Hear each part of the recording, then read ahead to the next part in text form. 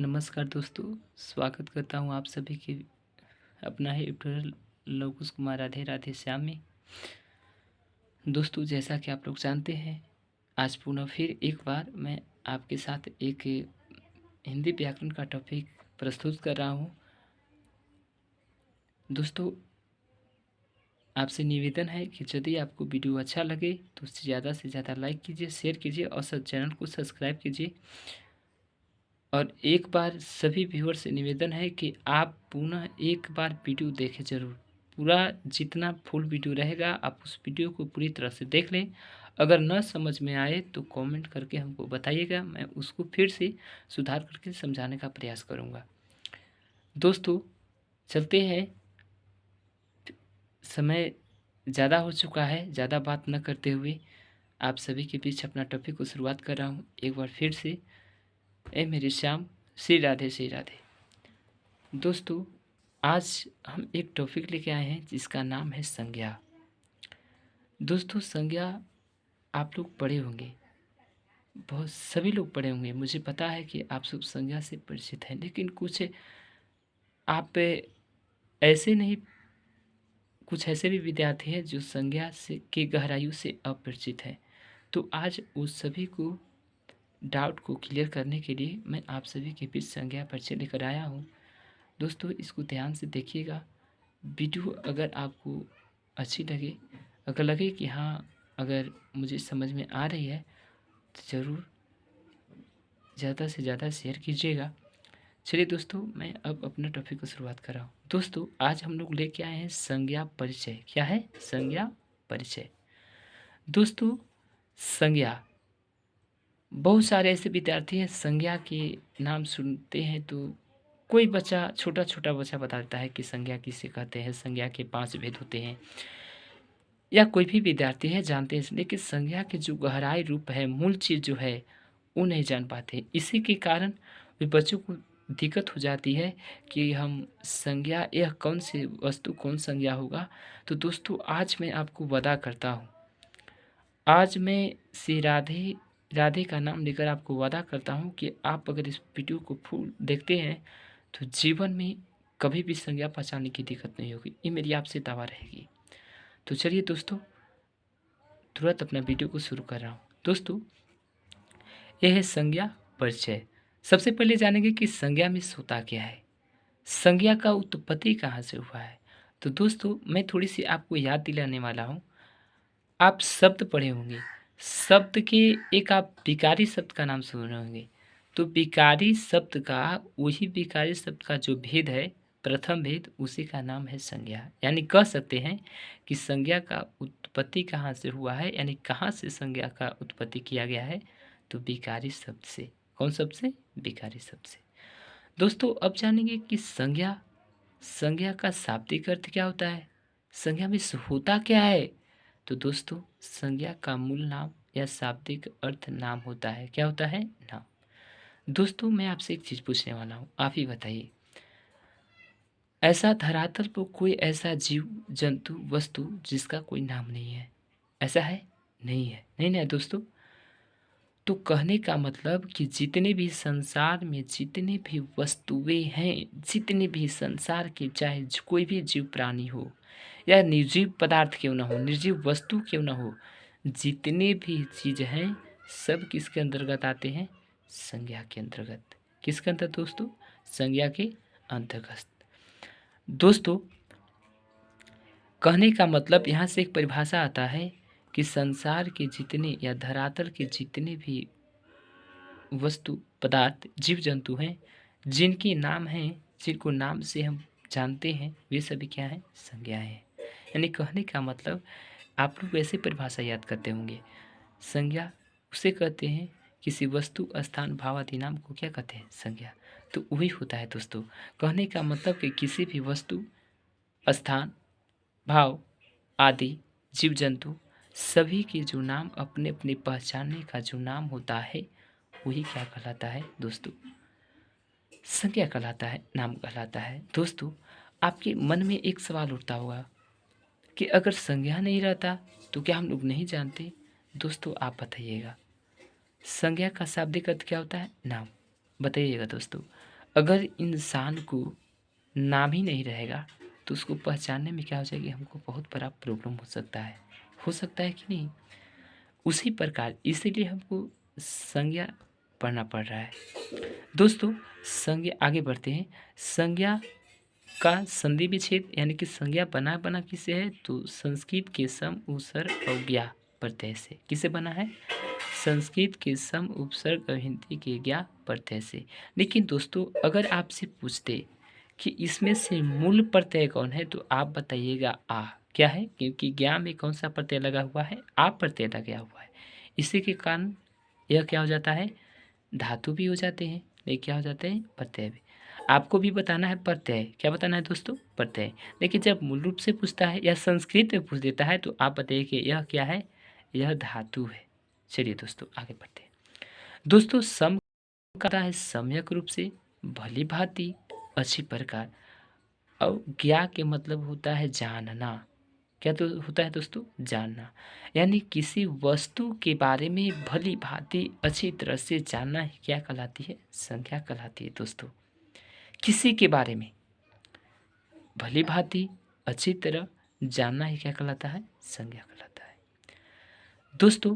तो आपको यहाँ से परिभाषा क्लियर होता है कि किसी के बारे में, धरातल पर संसार के कोई भी जीव जंतु हैं उनके बारे में अच्छी तरह से जानना समझना ही क्या कहलाता है, संज्ञा कहलाता है दोस्तों। मैं इसका परिभाषा बोल दिया हूँ। अब थोड़ी सी आप पढ़ेंगे इसकी गहराई रूप से कि संज्ञा आया कैसे, पहले कैसे लोग पढ़ा करते थे, आवाज़ हम लोग कैसे पढ़ते हैं। दोस्तों जब कोई टॉपिक पढ़िए तो आप पूरी गहराई से पढ़िए, तभी आपका सारा चीज़ क्लियर होता है। लेकिन हम लोग क्या पढ़ते हैं, हम लोग थोड़ी सी टॉपिक को उठा लेते हैं, उसके भेद पढ़ लेते हैं, उसके बारे में थोड़ी बहुत चर्चा कर लेते हैं, बस क्या कर देते हैं, छोड़ देते हैं। अब इसी कारण क्या होता है दोस्तों, हमारी परीक्षा जो होते हैं, परीक्षा में घुमा घुमा कर पूछ दिया जाता है, तो हम लोग का प्रॉब्लम खड़ा हो जाता है दोस्तों। तो आज दोस्तों आपके पास ऐसा मुसीबत आज के बाद नहीं आएगा अगर आप इस पूरे वीडियो को देखते हैं तो। चलिए दोस्तों आगे बढ़ते हैं। दोस्तों प्राचीन युग में संज्ञा को देखिए क्या पढ़ते थे। प्राचीन युग में संज्ञा को दो प्रकारों में बांटा गया था। कितने प्रकारों में, दो प्रकारों में। एक होता है दृश्य संज्ञा, एक होता है अदृश्य संज्ञा। अब समझते हो भैया दृश्य संज्ञा क्या होता है, अदृश्य क्या होता है। तो दोस्तों आप पहले ही जाने कि संज्ञा का अर्थ क्या होता है, नाम। संज्ञा का शाब्दिक अर्थ क्या होता है, नाम। संज्ञा किसे कहते हैं, तो किसी भी वस्तु या किसी के बारे में भली भांति जानना समझना ही क्या कहलाती है, संज्ञा कहलाती है। तो दोस्तों दृश्य संज्ञा कहने का मतलब होता है कि संसार में दो तरह के पाए जाते हैं। एक दृश्य मन होता है दिखाई देने वाले, यानी कि जो हम अपने नेत्र से देख सकते हैं, जो हम लोग इस संसार को, वस्तु को क्या कर सकते हैं, देख सकते हैं, वे किसके अंतर्गत आते हैं, दृश्य संज्ञा के अंतर्गत। दृश्य संज्ञा के भेद कितने होते हैं, चार। एक आता है अदृश्य संज्ञा। क्या आता है दोस्तों, अदृश्य संज्ञा। अदृश्य संज्ञा किसे कहते हैं, तो जो हम अपनी आँखों से, अपने नेत्रों से भली भांति देख नहीं सकते हैं, लेकिन उसको महसूस कर सकते हैं, उसी को क्या कहते हैं, अदृश्य संज्ञा कहते हैं। क्या कहते हैं, अदृश्य संज्ञा। अदृश्य संज्ञा, अदृश्य संज्ञा होते कितने हैं, एक होते हैं। चलिए एक एक करके हम आगे बढ़ेंगे दोस्तों। आगे पढ़ते हैं, आगे हम लोग पढ़ते हैं दृश्य संज्ञा। आगे दृश्य संज्ञा होता क्या है, तो कह रहा है कि जिन जिन वस्तुओं या जीव जंतु एवं संसार में जितने भी पाए जाने वाले जीव अथवा निर्जीव को हम देख सकते हैं।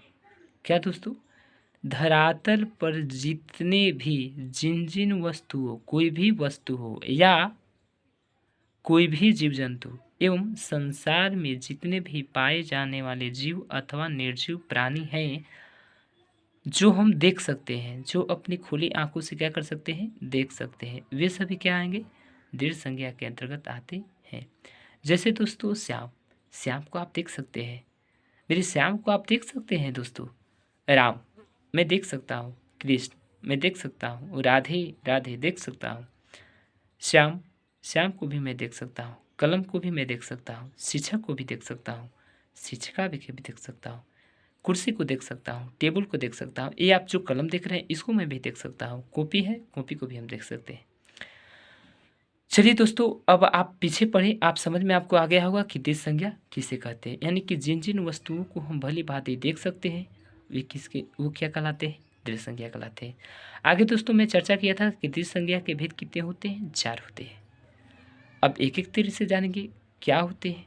दोस्तों दृश्य संज्ञा के 4 भेद होते हैं। कौन कौन? पहला व्यक्तिवाचक संज्ञा, दूसरा जातिवाचक संज्ञा, तीसरा समूहवाचक संज्ञा और चौथा है दोस्तों पदार्थवाचक। दोस्तों अभी हम लोग पदार्थवाचक को, जिनको हम द्रववाचक पढ़ते हैं, क्या पढ़ते हैं दोस्तों, द्रववाचक पढ़ते हैं। लेकिन दोस्तों पहले ये द्रववाचक को पदार्थवाचक संज्ञा के अंतर्गत पढ़ते थे। दोस्तों इसके बाद मैं आगे चर्चा करूंगा इस संज्ञा किसे कहते हैं, कैसे पहचाने, इतनी बढ़िया से आपको पहचानना कि जीवन में आपको कभी दिक्कत नहीं होगा। थोड़ी सी अदृश्य संज्ञा को समझ लीजिए। दोस्तों अदृश्य संज्ञा किसे कहते हैं, तो जिन वस्तुओं को केवल हम महसूस कर सकते हैं, अनुभव कर सकते हैं, जिनको हम अपनी खुली आंखों से देख नहीं सकते हैं, वे सभी क्या होंगे दोस्तों, क्या होंगे दोस्तों, अदृश्य संज्ञा होंगी। जैसे दुख, दोस्तों दुख को ना देखा नहीं जा सकता है, अनुभव किया जाता है दोस्तों। सुख देखा नहीं जाता है, क्या किया जाता है, अनुभव किया जाता है। स्वाद को कभी देखा नहीं जा सकता है, अनुभव किया जाता है दोस्तों। चलिए दोस्तों आगे एक एक चीज़ को आप लोग बढ़िया से पढ़ेंगे, बहुत डिटेल से। चलिए तो आगे हम अपना पढ़ाई शुरू करते हैं। चलिए दोस्तों आगे पढ़ लेते हैं। कर आए कुछ आपके नोट महत्वपूर्ण चीज़ें हैं जो आपको पढ़ना बहुत जरूरी है। दोस्तों पहले संज्ञा को कितने भागों में बांटा गया था, 2 भाग में, दृश्य और अदृश्य। क्या बटा, दृश्य और अदृश्य। कर आए कि कुछ समय बाद कमता प्रसाद गुरुजी ने इन्हें 3 भेद बताए। कितने भेद बताए, 3 भेद। दोस्तों जैसा आप कोई विषय पढ़ते होंगे, फिजिक्स केमिस्ट्री को भी पढ़ते होंगे, तो आप लोग देखते होंगे कि एक ही टॉपिक को कई विद्वानों ने अलग अलग तरीके से बताएं। तो उसी संज्ञा को प्राचीन युग में 2 भागों में बांटा गया है, लेकिन कमता प्रसाद गुरु द्वारा कितने भेद बताए गए, 3। मूल रूप से अगर आपसे परीक्षा में पूछ भी दे कि संज्ञा के मूल रूप से भेद कितने हैं, तो 3। कौन कौन, व्यक्तिवाचक, जातिवाचक और भाववाचक। व्यक्तिवाचक, जातिवाचक और भाववाचक। चलिए दोस्तों आगे पढ़ने हमने वाले हैं, जो आप बेसब्री से इंतजार करते होंगे कि भैया आप बोले हैं कि संज्ञा को आपको इतनी तरह पहचानने का तरीका बता दूंगा कि आपको जीवन में ही देखा हुआ, तो आपका इंतज़ार ख़त्म होता है। आगे हम लोग पढ़ते हैं। चलिए दोस्तों एकदम माइंड शांत कर करके एकदम बढ़िया से वीडियो को पहले देखिए, इसके बाद फिर अगर न समझ आए तो एक कॉपी और कलम ले लीजिए और ले करके जैसे नोट किया गया है उसे तरीके से अपने तरीके से नोट कर सकते हैं। दोस्तों आज पढ़ेंगे संज्ञा के भेद का महापरिचय। कहने का मतलब कि आज संज्ञा के जो भेद होते हैं, अभी हम लोग का कितने भेद पढ़ना है, 5 पढ़ना है। कितने पढ़ना है दोस्तों, 5। दोस्तों आज हम लोग पढ़ेंगे संज्ञा की 5 भेद, केवल परिभाषा ही नहीं, आज आप लोग ऐसे पढ़ने वाले हैं कि जीवन में कभी भी आपको ये दिक्कत नहीं करेगा, कभी भी नहीं। तो चलिए शुरू करते हैं। दोस्तों जो हम लोग दृश्य संज्ञा के 4 भेद बताए थे, उससे पहला आता है कौन, व्यक्तिवाचक।